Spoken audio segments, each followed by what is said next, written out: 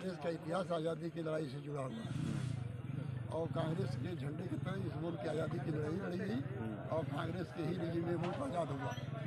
कांग्रेस पे लोग क्या आरोप लगाएंगे? इन लोगों का यदि कोई इतिहास हो तो बता दीजिए। मैंने कहा कि इसमें दो बार देशभक्तों की जरूरत पड़ी थी, 1857 में और 1942 में। एक बार अन्ना जी पेशवा के नेतृत्व में, कुल्ला रोशन सिंह के नेतृत्व में 57 से लेकर 42 तक एक भाजपा के राष्ट्रीय नेता का नाम आज़ादी बताइए जो आज़ादी की लड़ाई में जेल गया हो। RSS के संस्थापक क्या बाबा साहब देवरत जेल गए थे? क्या भागवत जेल गए थे? क्या श्री राम जेल गए थे? एक अटल बिहारी वाजपेयी जी जेल गए थे? क्या आडवाणी जी जेल गए थे? तो क्या इसी बात करें जो आज़ादी की लड़ाई में 1 घंटा जेल लगा हो? वो देशभक्त कैसे हो सकते हैं? मोदी जी कह रहे हैं कि 20 सालों से मैं भी झेल रहा हूँ, लोग मेरे ऊपर कटाक्ष करते हैं, ऐसी ही बातें करते हैं। मोदी जी ने तो कबीरनगर में कहा कि बाबा गोरखनाथ और कबीरदास जी यही बैठ के घंटों वार्ता करते हैं, अंतराल है 500 वर्ष का। पोरबंदर में कहा कि पंडित श्यामा प्रसाद मुखर्जी और स्वामी विवेकानंद राय मशवरा किया करते थे, अंतराल है 100 वर्ष का।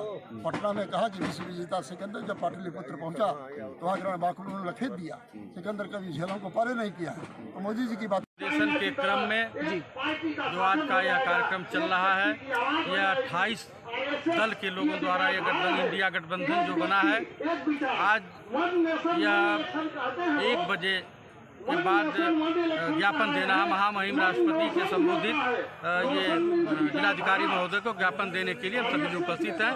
कल नेतृत्व का निर्देशन हुआ और आज हम सभी लोग आपके बीच में यहाँ उपस्थित हुए और जाकर के अभी हम लोग ज्ञापन देने का काम करेंगे।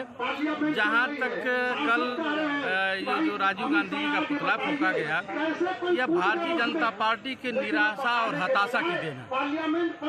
भारतीय जनता पार्टी की निराशा और हताशा की देन है। जब इस 28 गठबंधन को इकट्ठा देखने के बाद यह भारतीय जनता पार्टी के लोग हताश और निराश दिखाई दे रहे हैं, उसके कड़ी में जाकर के इन लोगों ने कल पुतला फूंकने का काम किया। गठबंधन यह बहुत मजबूत गठबंधन है और आगे 2024 में यह गठबंधन की सरकार बनने जा रही है। प्रदेश और देश में यह जो जालिम सरकार बैठी है, निश्चित रूप से 2024 में यह बाहर हो जाए, सत्ता से बाहर यह गठबंधन करने का काम करेगा। बहुजन को क्यों नहीं ले रही है गठबंधन में? का निर्णय है, नेतृत्व जैसा निर्णय लेगा। मऊ जनपद इकाई की तरफ से प्रदेश नेतृत्व ने आह्वान किया कि कल का ही फरमान जारी हुआ है कि कल जिला कलेक्ट्रेट पर आप लोग 1 बजे से डीएम को ज्ञापन देंगे और उसके पहले आप लोग धरने पर बैठेंगे। धरना निरंतर, अगर मांग पूरा नहीं हुई तो चलता रहेगा। लेकिन हम समझते हैं कि इस गठबंधन में सारे साथी जो इंडिया अलायंस के हैं, सभी पार्टियों के भागीदार, आप पार्टी है, कम्युनिस्ट पार्टी है, माले है और इसमें तमाम जो 28 दल हैं, कांग्रेस भी मुख्य भूमिका में है जो यहाँ उपस्थित है। और सभी आए हुए सभी सम्मानित साथियों का एक ही मकसद है कि जो आताताई सरकार है, जो दमनकारी नीतियों से भारत की जनता को दबाना चाहती है, उसके खिलाफ हम लोग अब इंडिया गठबंधन के नौजवान साथी एकजुट हुए हैं और उसको उखाड़ फेंकने के लिए जो 2024 का चुनाव है, उसके लिए हम लोग इकट्ठा हो रहे हैं। और हम समझते हैं कि अगर इसी तरह का इनका उत्पीड़न होता रहा, आप सभी साथी जनपद मऊ के रहने वाले हैं, आप लोग भी इस उत्पीड़न के शिकार हैं। अभी जो बिजली विभाग के कर्मचारियों के द्वारा देख रहे हैं कि गांव-गांव में छापा माराई का काम चल रहा है, उस छापामारी से सभी लोगों का उत्पीड़न हो रहा है, धन उगाही हो रही है।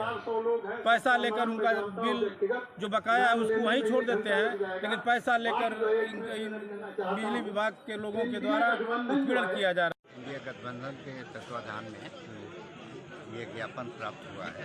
इसमें कई मुद्दे हैं जिसको उचित माध्यम से महामहिम राष्ट्रपति महोदया को भेजा जाएगा। जो लोकल के मुद्दे हैं उसका निस्तारण जांच करा